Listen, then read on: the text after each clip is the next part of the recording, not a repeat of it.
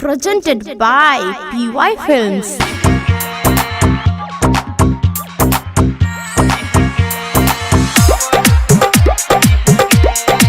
Singing by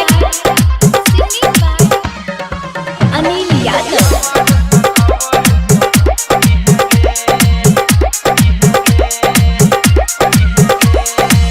जय छही ससुरा गे हथवा छोड़ा के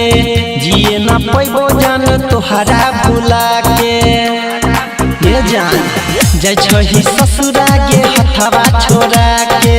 जिए न पैबो जान तोहरा भुला के बाकी पियावा के प्यार न रुलई है गे बात ना बोलो मुझसे बताई है गे मिल तो खबर तकबर पई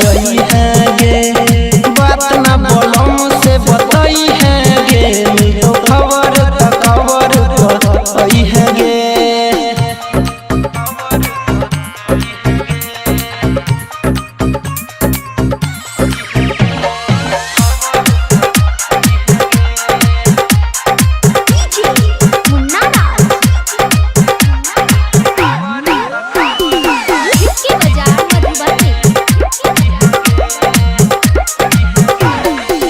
रहे ना नसीब में हमारा करीब में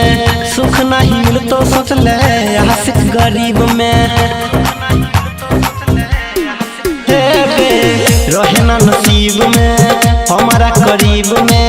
सुख नहीं मिल तो सोच ले आशिक गरीब में हमरा मरलो के बाद मुँह देखई है गे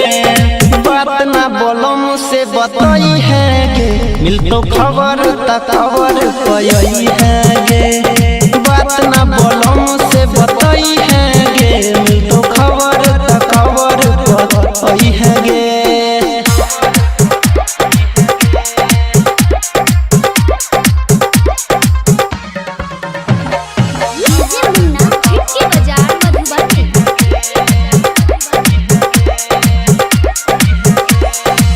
तोरे पर हो जान अनिल के यास गे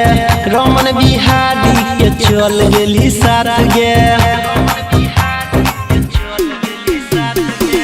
तोरे पर हो पर दिनों के यास गे रमन बिहारी के चल गेली साथ याद जइतो तो जसन मनई है गे बात ना बोलो मुझसे बताई है गे मिल तो खबर तकबर पई है गे बात ना बोलो मुझसे